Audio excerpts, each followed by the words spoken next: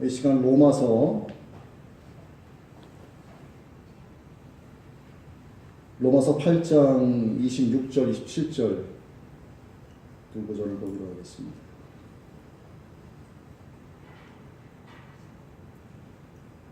로마서 8장 26절, 27절 다음 주에는 28절부터 하겠죠. 자, 26절, 27절 함께 우리 합독합니다. 시작. 이와 같이 성령도 우리의 연약함을 도우시나니 우리는 마땅히 기도할 바를 알지 못하나 오직 성령이 말할 수 없는 탄식으로 우리를 위하여 친히 간구하시느니라. 마음을 살피시는 이가 성령의 생각을 하시나니 이는 성령이 하나님의 뜻대로 성도를 위하여 간구하심이니라.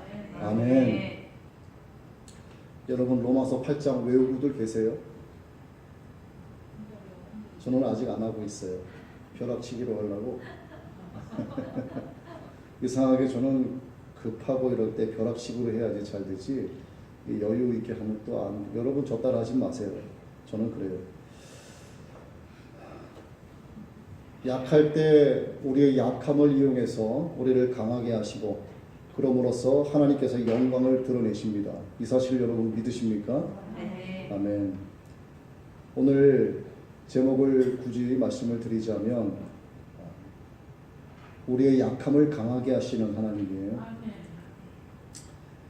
자, 예수님을 믿었지만 믿는다고 할 수 없는 그런 수준에 있었을 때 저를 두고 지금 드리는 말씀입니다. 제가 그때 저는요 뭐 직장 생활을 하던가 또 사업을 하고 있었겠죠. 그때 제 입에서 자주 했었던 이야기는 참 사는 게 힘들다. 뭐 이렇게 사업이 힘들어. 우리나라 정말 사업하기 힘든 나라야. 직장 생활을 하더라도 너무 억압이 심해. 너무 자유가 없어. 이제 이런 이야기를 많이 했어요. 그러다가 예수님 한 분만으로 만족하는 삶을 살기 시작하는 그 신앙생활의 변화가 이제 온 거죠. 그때 되면은 힘들다라는 얘기 안 하고 늘 감사할 줄만 알고 이렇게 이제 생각을 했었어요. 그런데 가면 갈수록 힘들다라는 생각을 더 하게 된 거예요. 근데 그 힘든 것은 세상살이 때문에 힘든 것이 아니고 믿음을 지켜내는 것이 정말 힘들구나라고 하는 것을 알게 됐습니다. 자, 이런 것을 봤을 때 전자나 후자나 관계없이 인간은 정말 나약한 존재다. 인간이 정말 나약한 존재임에는 틀림없는 사실이다라고 하는 것을 알게 된 겁니다. 또 하나 발견한 것이 있는데 저뿐만이 아니라 아무리 믿음 좋은 사람이라도 인간으로서의 연약함에서는 절대로 벗어나지 못한다라고 하는 사실이었어요. 자, 목사 안수를 받기 전에 심지어는 제가 신학생 생활을 뒤늦게 했죠. 저는 신학을 공부하고 신학생으로서의 신분으로서 학교에 가면 많은 학생들이 있을 거 아닙니까? 근데 그들을 보면 저들의 믿음은 얼마나 좋을까? 나 같은 놈이 신학생으로서 그 자리에 앉아 수업을 받고 있다라고 하는 것 자체가 너무나 감격스러워서 수업 시간을 참 많이 울었어요. 저는 도무지 나 같은 것이 어떻게 이 신학생의 신분으로 또 앉아 있을까? 물론 여러 번 도망치다 온 것은 맞지만 저에게는 새로운 거였었죠. 그리고 그 신학생들은 정말 이 믿음만큼은 흔들리지 않는 정말 성인문자 같은 사람들 이렇게 봤단 말입니다. 그러니 그 당시에 목사님은 어떻게 보였겠어요? 굉장히 목사님은 성자입니다. 그야말로. 근데 제가 안수를 받고 또 다른 목사님들하고 많이 접하고 만나면서 보니까 저를 포함해서 그분들 역시도 믿음을 지켜내는 것, 또 종으로서의 사명을 감당해내는 것을 갖고 많이 힘겨워하더라 하는 것을 보게 됐습니다. 사람이 육신을 입고 숨을 이렇게 쉬면서 사는 한 연약한 인간이다라고 하는 그 딱지는 뗄 수가 없다라고 하는 거예요. 결국. 여러분들도 이미 경험을 다 했거나 아니면 지금 현재 그러한 경험을 하면서 살고 계실 거예요. 연약하다라고 하는 것. 육신이기 때문에 질병에 고난받고 있고 육신이기 때문에 경제적인 문제로 고통받고 있고 육신이기 때문에 인간관계로 고통받고 있고 육신이기 때문에 회복되지 못한 그 무엇들 때문에 자꾸 억압되고 그래서 나의 약함을 자꾸 발견하게 되는 그래서 힘겨워하는 피조물의 한계를 넘을 수 없다라고 하는 거죠. 어쩌면 인간의 연약함이 피조물다운 인간의 어떤 조건의 총체가 아닌가 이렇게 생각을 해봤습니다. 우리 가운데 그 어느 누구도 인간들 가운데서 그 어느 누구도 피조물로서의 연약함을 가지고 있지 않은 사람이 없다라고 하는 거죠. 이런 의미에서 사도 바울도 본문 26절에서 우리 인간의 연약함을 말하고 있는 거예요. 사실 이 연약하다라고 하는 말은 누구에게도 다 친근한 개념입니다. 결코 반갑지만은 않은 거지만 또 새로운 것이 아닌 거예요. 반갑지 않지만 또 친근하지 않은.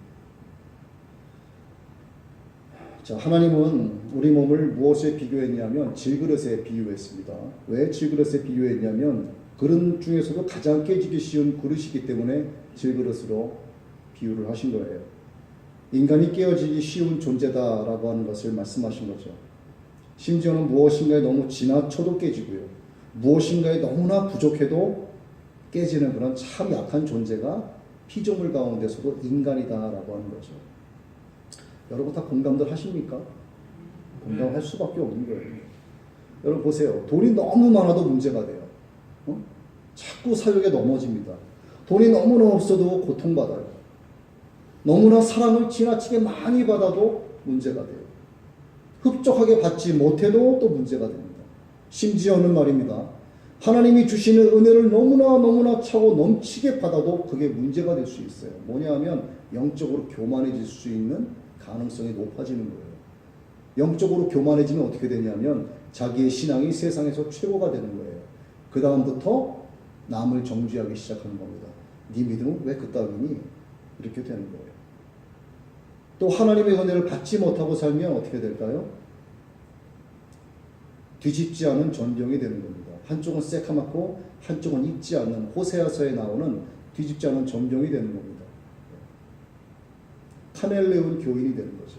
교회에서는 교인이 되고 세상 밖에서는 세상인이 되는 거예요. 이 연약함은 아담이 범한 원죄로 말미암아 유전된 타락의 결실입니다. 우리가 중생받았다고 해서 연약함이 없어지는 것이 아니에요. 또한 연약함은 믿음이 좋다라고 해서 금방 벗어던질 수 있는 그런 고독과 같은 것이 아닙니다. 믿음이 좋다라고 해서 연약함이 없어지는 게 아니란 얘기예요. 성령이 충만하다고 해서 슬그머니 사라지는 것도 아닙니다. 이 연약함은요, 뭐와 같냐면 우리 육신의 가죽과 같은 거예요.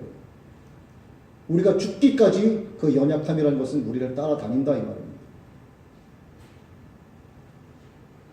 그런데 이 연약한 우리를 도와주는 분이 계세요. 우리의 연약함을 다루어주고 계시는 분이 계신데 그분이 누구냐면 바로 전지전능하신 창조주 하나님이시라는 겁니다. 하나님은 우리의 나약함을 보시고 우리의 조력자시고 조언자시고 변호사이시고 중보자이신 보혜사 성령님을 우리에게 보내주신 거죠. 오늘 우리와 함께 하시고 또 여러분 개개인 마음 가운데 임재하고 계시는 성령님은 연약한 육신의 사람이었던 우리를 강한 영의 사람으로 바꿔주시는 분입니다. 예수 그리스도와 함께 영생을 누릴 수 있는 하나님의 자녀로 만들어주셨어요. 누가? 성령께서. 또 소망이 없는 이 세상에 살면서 장차 누리게 될 영광, 즉 영적 구속을 소망하는 사람으로 바꿔주신 겁니다. 영원히 변하지 않는 진짜 소망을 우리에게 주신 거예요. 누가? 성령께서. 어디에 계시는 분이? 내 안에 계시는 분이. 언제까지? 영원히 계시는 그분이. 이 모든 것이 우리 연약함을 도우시는 성령님의 사역인 것입니다. 26절이죠. 이와 같이 성령도 우리의 연약함을 도우시나니. 성령께서 우리의 연약함을 도우신답니다. 8장 첫 절부터 오늘 본문에 이르기까지 주의 성령께서 우리를 어떻게 돕고 계시는가 상세하게 기록이 되어 있어요. 그렇지만 한 군데 조금 의아하게 생각이 되는 그런 단어가 나오는데 그것은 성령이라고 하는 단어 뒤에 도라고 하는 조사가 붙은 성령도예요. 성령도. 26절이죠. 이와 같이 성령도 이렇게 나옵니다. 이 도는 뭐죠? 또한이라는 의미지 않습니까? 이 조사는 또한이라는 의미죠. 어떤 느낌이냐면 뉘앙스가 그래요. 한 번도 지금까지 등장하지 않았던 성령이 갑자기 등장한 것 같은 그런 느낌을 받는 거예요. 이 말씀은 성령도가 아닌 성령은이라고 번역해야 맞습니다.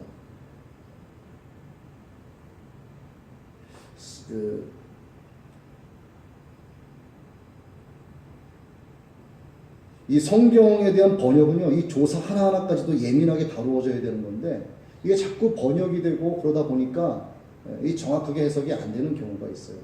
여러분, 낙타가 바늘귀에 들어간다라고 하는 말씀 다 아시죠? 부자가 천국 들어가는 것보다 낙타가 바늘귀에 들어가는 게 더 쉽다 이거 아니에요. 근데 원래 원문에는 낙타가 바늘귀에 들어가는 게 아니에요.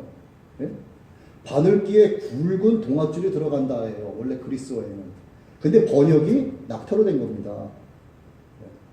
그렇게 번역이 그릇된 것들이 있는. 하지만 우리는 의미만 알면 된다 이거죠. 자, 성령을 다른 말로 보혜사다 이렇게 부릅니다. 보혜사는 도우시는 분, 돕는다 이런 뜻이죠. 돕는다라고 하는 것은 함께 담당한다, 맞잡아주다, 붙잡아주다 이런 의미인데, 여러분 누가복음 10장 40절 이하에 마르다와 마리아가 나와요. 예수님께서 12 제자를 데리고 마르다와 마리아의 집으로 방문을 하십니다. 예수님이 많은 손님들과 함께 오신다는 소리를 들은 마리아와 마르다가 너무 기뻤어요. 그래서 마르다는 어떻게 했냐면 주방에 가서 음식 만드느라고 정신이 없었어요. 근데 마리아는 턱을 베고 앉아서 예수님의 말씀에 경청을 하고 아멘 아멘 이러고 있었던 거예요. 근데 그걸 봤던 마르다가 어땠을까요? 속상하단 말이야. 자기는 팥 자르고 뭐 양념질하고 할 게 많은데 동생을 가가지고 예수님 턱 받치고 앉아서 말씀 듣고 있으니까 예수님한테 이렇게 말하는 거예요. 예수님, 마리아한테 말씀하셔서 저 좀 도와주게 해주세요. 이렇게 얘기하는 거예요. 이때 사용된 도와주다. 이 말이 바로 성령이 우리의 연약함을 도우신다라고 하는 말과 똑같은 뜻으로 쓰여진 거예요. 그러니까 거들어 주는 것과 같은 성격인 겁니다. 자, 거들어 준다가 왜 중요하냐면 성령님은 제가 전에도 말씀을 드렸는데 전적으로 혼자 독단적으로 진행하시는 분이 아니에요. 성령님은 우리가 행할 때 우리를 도와주시는 조력자의 사역을 감당하시는 거예요. 거들어 주시는 거지 성령님 알아서 하시옵소서가 아닙니다. 노를 이용해서 배를 움직이죠. 여러분 해봤습니까? 노 젓는 거? 다 해보셨잖아요. 그죠? 쉽지가 않죠. 이렇게 앉아서 양쪽으로 짚는 게 아니고 배 뒷머리에 가서 이렇게 하는 거 있지 않습니까? 어부인 한 아버지가 아들에게 일찌감치 노 젓는 법을 가르쳐요. 어린 아들에게. 그리고 한번 해봐라 하고 아버지가 이야기하니까 그동안 꼬마가 봤던 게 있죠. 그래서 자기가 이렇게 노를 젓는 시음을 하는데 너무 힘든 거예요. 아버지가 그 모습을 이렇게 지켜보고 있다가 오른발은 디딤목 위에 놓고 왼발은 밑에 놓고 왼손에 힘을 빼고 오른손으로 잡고서 서서히 하면 돼 하고 가르쳐 주신 다음에 다시 해보거라 그랬어요. 근데 아들이 네 아빠 그러고 해봤단 말이야. 될까요? 안 되는 거야. 노가 자기 키보다 큰데 그게 되겠어요? 그랬더니 아버지가 웃으면서 아들이 잡고 있던 그 모습 그 뒤에 그대로 가서 아이의 손에 아빠의 손을 얹고 이렇게 같이 움직여주는 겁니다. 배가 앞으로 가겠죠. 성령님의 사역이 바로 이런 거예요. 성령님의 사역이 이런 거라고. 난 안 할 테니까 아버지가 대신해 주옵소서. 이것은 성령님의 사역이 아닌 것입니다.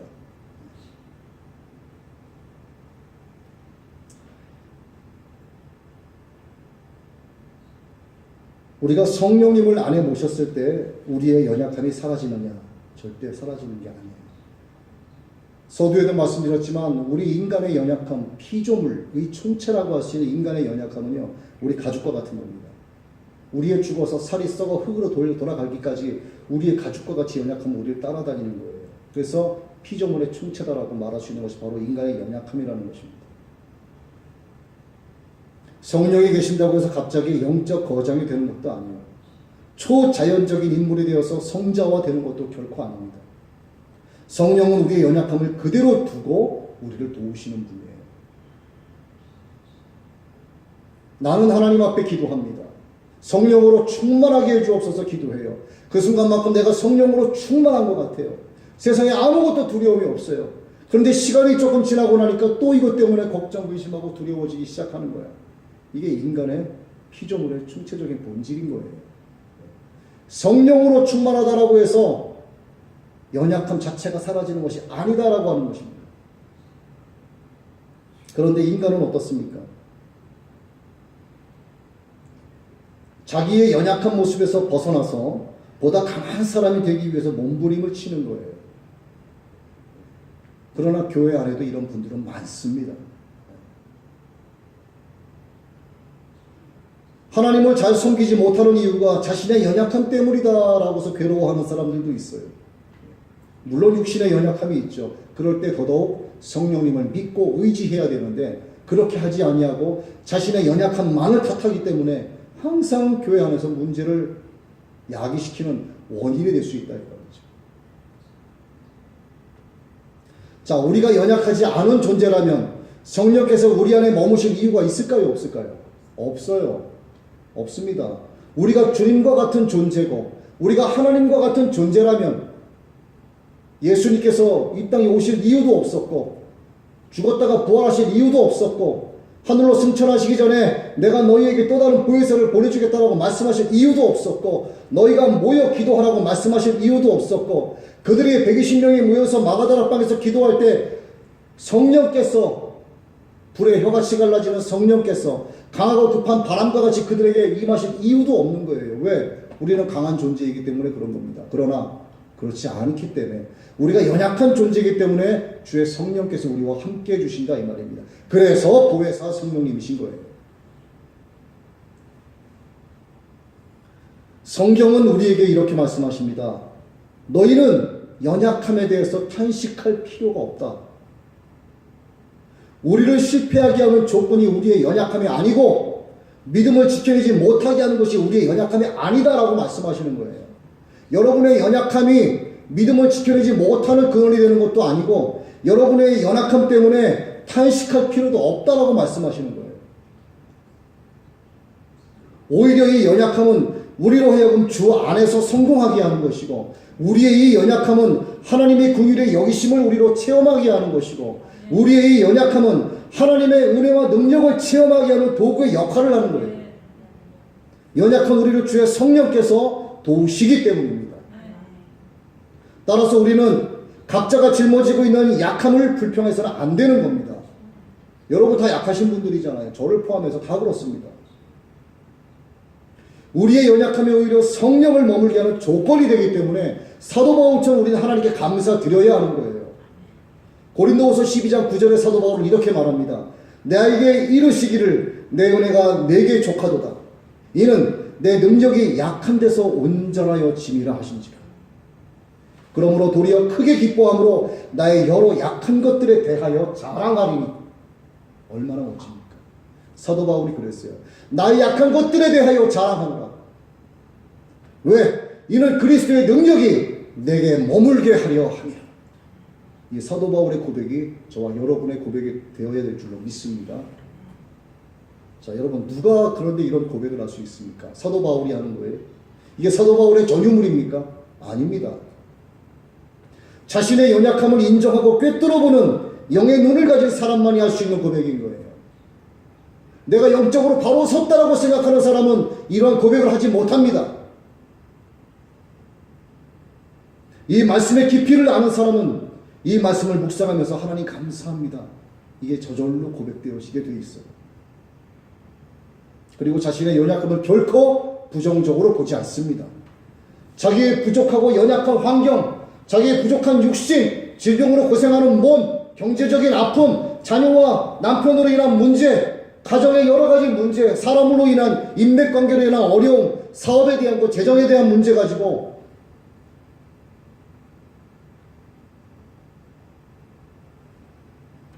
그런 것으로 인하여 낭망하지 않는다 이 말입니다. 하나님 감사합니다. 약한 나로 강하게 하시는 하나님의 능력이 나로부터 나타나게 될 줄로 믿습니다. 이 고백과 함께 하나님께 감사하는 자가 된다 이 말이죠. 누구처럼? 사도 바울처럼. 보통 육체적으로 영적으로 연약해지면요 뭐부터 안 하게 됩니까? 기도부터 못하게 돼요. 아니 안 하죠.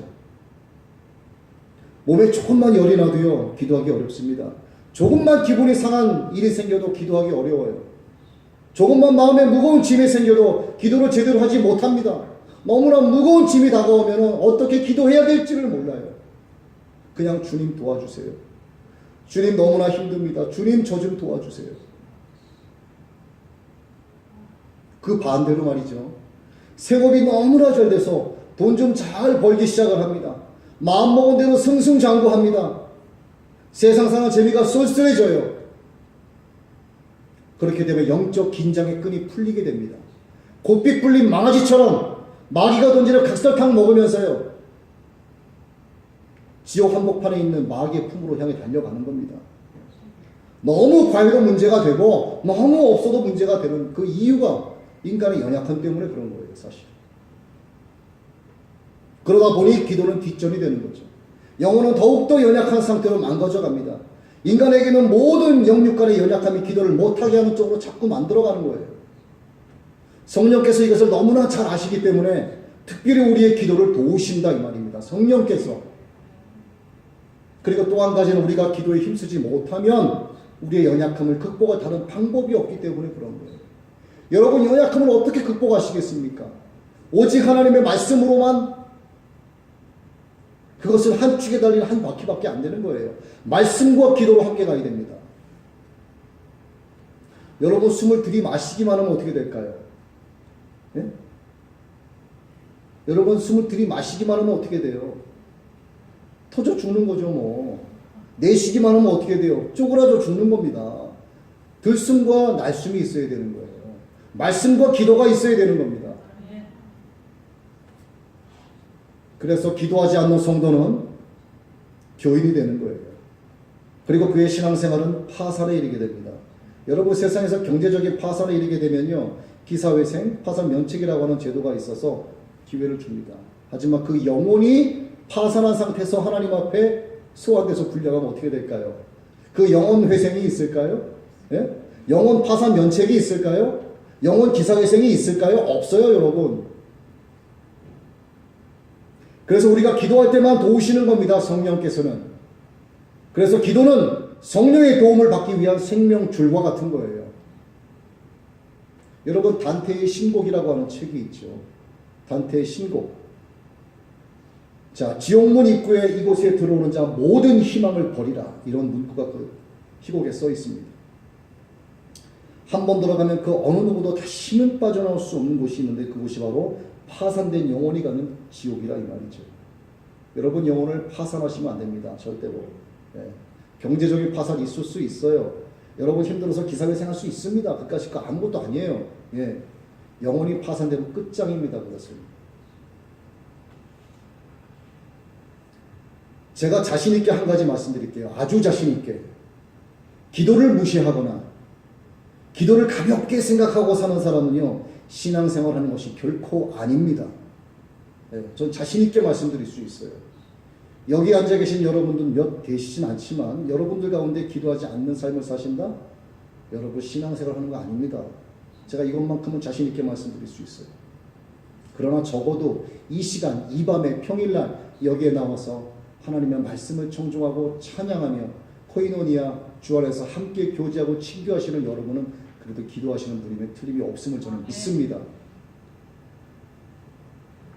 로마서 8장 26절이죠. 이와 같이 성령도 우리의 연약함을 도우시나니 우리는 마땅히 기도할 바를 알지 못하나 오직 성령이 말할 수 없는 탄식으로 우리를 위하여 친히 간구하시느니라. 우리를 위하여 주의 성령께서 친히 간구하신다 이 말입니다. 자, 성령은 두 가지 방법으로 우리를 도우시는 거예요. 자, 26절 방금 읽은 말씀에는 마땅히 기도할 바라고 기록되어 있습니다. 기도는 해도 되고 안 해도 되는 것이 아니라 마땅히 해야 될 일이다라고 말씀하는 거예요. 마땅히 해야 될 일. 누가? 성도라면. 그런데 이렇게 마땅히 해야 할 기도인 줄 뻔히 알면서도 기도를 하지 않거나 해도 바르게 기도하지 못할 때가 너무나 많죠. 그렇죠? 이와 같이 연약한 우리를 위해서 성령께서 말할 수 없는 탄식으로 친히 우리를 위하여 간구하시고 도와주신다라고 하는 것이. 그래서 성령께서 이러한 사역 때문에 우리에게 와 계시는 거라 이 말입니다. 자, 성령의 말할 수 없는 탄식으로 친히 간구하신다는 말씀에 대해서 크게 신학자들 사이에서 두 견해로 나뉘어져요. 첫 번째 견해는 우리의 영을 움직여서 성령께서 우리로 탄식하게 하신다라고 해석하는 신학자들이 있고, 또 한 부류는 성령께서 직접 탄식하신다라고 하는 견해를 가진 신학자들이 있어요. 자, 성령은 하나님이신데 어떻게 성령 하나님께서 신이 탄식을 하시겠냐? 야, 신이 탄식을 한다고? 하나님은 탄식하시는 분이 아니야. 성령께서 자기가 직접 탄식하시는 것이 아니고 인간인 우리로 하여금 탄식하게 해주시는 거야 라고 하는 사람들이 있는 거죠. 성령은 하나님이시지만 우리 안에 계시기 때문에 때로는 근심하시고 때로는 시기하신다 라고 하는 야고보서 4장 5절의 말씀을 들어서, 그래서 성령도 직접 우리를 위하여 탄식하시고 친히 간구해 주시는 거야 라고 전자와 후자가 갈리는 거예요. 우리는 지금 전자가 맞다 후자가 맞다 이거 얘기하는 거 아닙니다. 예. 저는요, 제 견해는 뭐냐면 이 두 가지를 다 받아들이는 쪽이에요. 어느 쪽의 해석이 옳다 그러다가 아닙니다. 성령께서 우리로 탄식하게 하신다는 견해와 성령께서 친히 탄식으로 간구하신다, 이 두 가지 견해를 다 수긍하는 편이 바람직한 것입니다. 그렇다면 말할 수 없는 탄식은 뭐냐 이거죠. 말할 수 없는 탄식이 뭡니까 여러분? 이것은 농도가 아주 짙은 탄식을 말하는 거예요. 우리가 알아들을 수 없는 신비한 탄식입니다. 아주 신비한 탄식. 로마서 8장 22절 말씀에 피조물이 다 이제까지 함께 탄식하며 함께 고통을 겪고 있는 것을 우리가 안다, 이런 말씀이 있어요. 조금 어려운 말씀이죠. 하지만 우리는 피조물이 다 함께 탄식하고 있는 소리를 듣지 못하고 있습니다. 하나님께서 지으신 모든 만물이 탄식을 하고 있다 말씀하시지만 우리는 세상 모든 만물이 탄식하고 있는 소리를 여러분 들으세요? 못 듣는 겁니다. 이와 마찬가지로 성령께서 우리를 위하여 탄식하며 친히 간구하시는 소리 또한 들을 수 없다 이 말이죠. 이렇게 우리의 귀에는 들리지 않지만 분명히 성령께서는 우리를 위하여 친히 탄식하시며 친히 간구하고 계신다라고 하는 사실입니다. 이것이 틀림없다라고 하는 거예요. 성령께서 여러분 마음에 계신다면 여러분의 마음을 보시고 기뻐하시겠습니까? 성령께서 여러분 마음에 계신다면 여러분의 일상적인 삶을 보시고 얼마나 기뻐하시겠냐고요. 예? 기뻐하실 일이 많으세요? 탄식하실 일이 많으세요? 여러분은 모르겠지만 저는 그래요. 내 안에 계신 성령께서는 저 때문에 탄식하실 일이 더 많은 거예요. 주님께서 과연 나 때문에 얼마나 기뻐하실까? 이 부족하고 어리고 못난 이 어린 종 때문에 우리 하나님이 나 때문에 얼마나 힘들어하시고 탄식하실까라고 하는 생각을 더 많이 하게 되는 겁니다.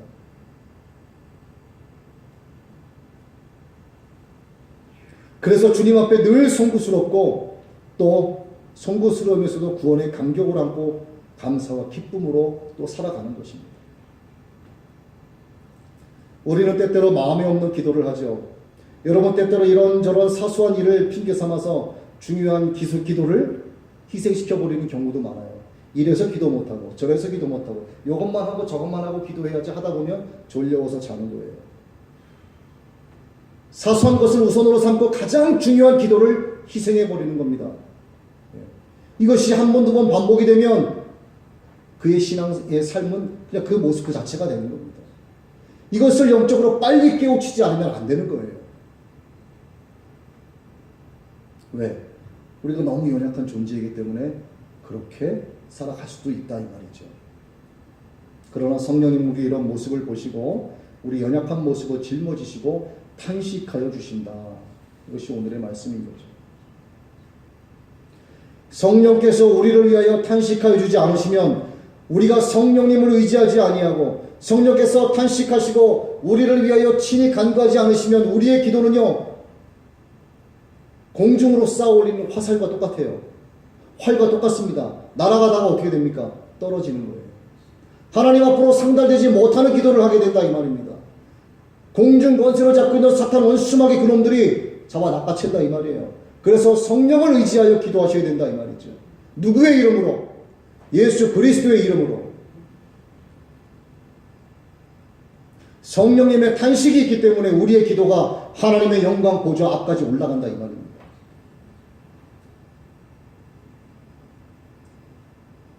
여러분 기도하시는 분들은 아시겠지만 여러분 찬송하면서 기도하는 거, 기뻐하면서 기도하는 거, 웃으면서 기도하는 거 이런 경우 여러분 얼마나 해보셨어요?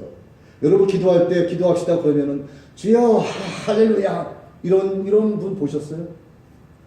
할렐루야 하나님 너무 좋아요. 이런 분 많이 보셨습니까? 여러분 인터넷에서 기도하는 모습 사진 찾아봐도요 다 미간의 인상이 찌푸려져 있어요. 주일학교 어린아이들에게 선생님이 기도할 때는 미간의 인상을 찌푸리고 기도하는 거라 가르쳐주지 않아도요 기도하자 그러면 애들이 이렇게 해요. 다 보셨죠?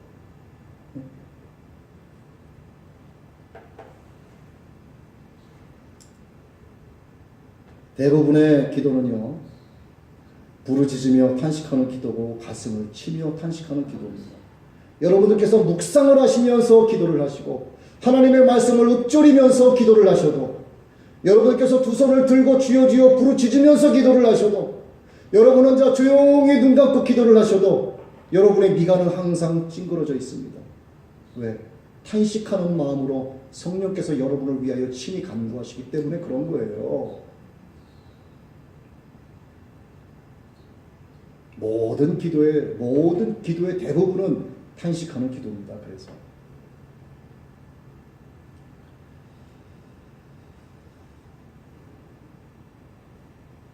여러분 대표 기도 해보셨죠? 대표 기도는 위선일 경우가 많습니다. 대표 기도는 위선인 경우가 많아요. 경건의 모양으로 앞에 나가서 마치 탄식하듯이 기도하는 모양을 보일 때가 많다 이 말입니다. 대표 기도하는 분들의 표정을 한번 보세요. 형식이 얽매인 경우가 사실은 많습니다. 하나님이 아닌 눈앞에 있는 성도들을 의식하는 비중이 훨씬 높기 때문에 그래요. 그래서 대표 기도를 하실 때도 성령님을 의지해서 기도하셔야 되는 것입니다. 그리고 기도하실 때 말을 유창하게 늘어놓으면서 기도하실 이유가 전혀 없어요. 마음의 진실을 담아서 탄식하는 기도를 하셔야 됩니다. 우리로 탄식하게 하시고 또한 친히 탄식하시며 간구하시는 성령님을 의지하시고 기도하셔야 됩니다. 27절 말씀이죠. 마음을 살피시는 이가 성령의 생각을 하시나니 이는 성령이 하나님의 뜻대로 성도를 위하여 간구하심이라. 성령은 하나님의 뜻대로 우리를 위하여 간구하심으로 도우시는 분입니다. 기도는 우리는 하나님을 아는 지식이 없어도 내가 믿는 자를 아는 지식이 없어도 기도를 곧잘 할 수 있어요. 사실은 하나님을 아는 지식이 없어도 기도는 할 수 있습니다. 하나님께서 내게 원하시는 바를 간구하는 것이 기도임에도 불구하고 자기의 욕심을 따라 분별하지 못하고 기도할 때가 많습니다. 하나님의 뜻을 알지 못하기 때문에 그래요. 하나님의 뜻을 알지 못해서 우왕좌왕하는 기도를 하거나 중언부언하는 기도를 할 때 그런 우리를 도우시기 위해서 성령께서 우리를 대신하여 하나님의 뜻에 맞는 기도를 해주신다는 것입니다. 그분은 삼위 하나님 중에 제3위격에 해당하는 성령님이신 거예요. 그래서 27절의 말씀은 두 가지 의미로 해석할 수 있는 것입니다. 성령께서 직접 우리를 대신하여 하나님의 뜻대로 기도한다라고 말씀드릴 수 있고 또 성령이 우리를 마음을 열어주시고 조명하여 주셔서 하나님의 말씀을 통해 하나님의 뜻을 발견하게 하시고 그분의 뜻에 따라 우리로 하여금 기도하도록 도우신다는 것이다. 이렇게 해석할 수도 있는 거예요. 어느 쪽으로 보시든 다 좋습니다. 여러분 출애굽한 이스라엘 백성이 하나님께서 주시는 만나에 만족하지 못하고 고기를 달라고 아우성쳤습니다. 그들이 부르짖는 기도를 하나님께 드렸지만 하나님의 영에 의지한 기도가 아니었던 거예요. 그 욕심을 따라 고기를 달라고 아우성을 쳤습니다. 하나님께서 그들의 기도에 응답해 주셨어요. 고기를 주셨습니다. 이빨에 있는 고기를 빼내기 전에 또 고기를 먹이시고 이빨에 낀 고기를 빼기 전에 또 고기를 먹이시고 계속 고기를 주셨어요. 하나님께서 그들에게 고기를 주셨다라고 하는 응답을 주셨지만 그들의 영혼은 점점점 메말라갖고 파리해져 갔습니다. 시편 106편 15절입니다. 여호와께서 그들의 요구한 것을 그들에게 주셨을지라도 그들의 영혼은 쇠약하게 하셨도다. 개역 한글에는 파리하게 하셨다 이렇게 나와요.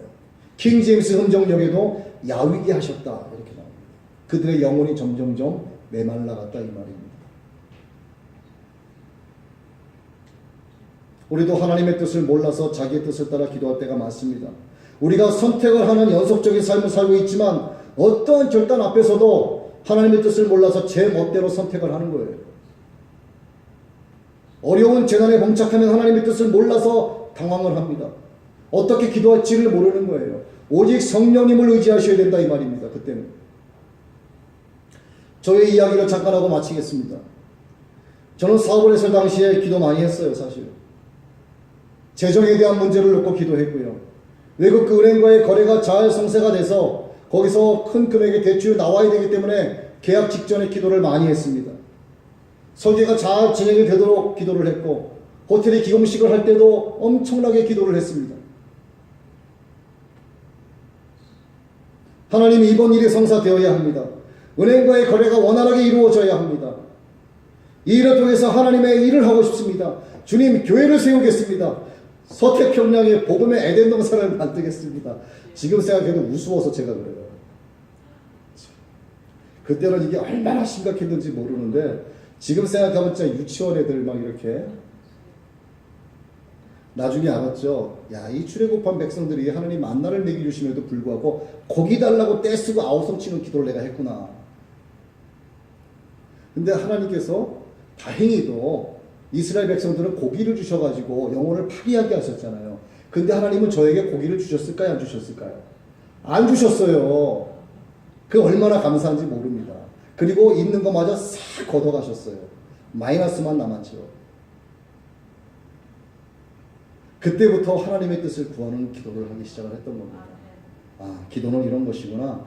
하나님께서 나에게 원하시는 것, 하나님께서 나에게 원하시는 것이 무엇인지를 찾고 그 뜻을 구하는 것이 기도구나. 그때 알았습니다. 그랬더니 하나님께서 제게 한참 기도를 오랜 세월 하는데 저에게 그런 말씀을 주시는 거예요. 네가 나를 사랑하느냐? 또 네가 나를 사랑하느냐? 네가 나를 사랑하느냐? 내가 주를 사랑하시는 줄 주께서 아시나이다. 그랬더니 말씀하시는 거죠. 내가 너로 사람 낳는 어부가 되게 하리라. 제가 성경 말씀을 인용해서 이러는 거죠. 그때의 뜨거움과 그때의 감격과 기쁨은 이루 말할 수가 없습니다.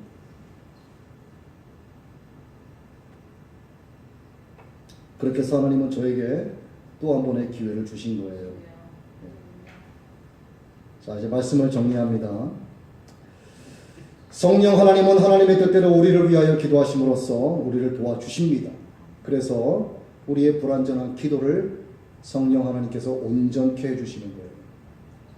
여러분들께서 비록 불완전한 기도를 하시고 어떻게 기도할지 몰라 중언부언 기도하실지라도 여러분 안에 계시는 주의 성령을 의지하신다면 여러분의 기도가 온전하고 날아가다가 떨어지는 화살이 아닌 하나님의 영광 보좌 앞에 상달되는 기도가 된다 이 말입니다.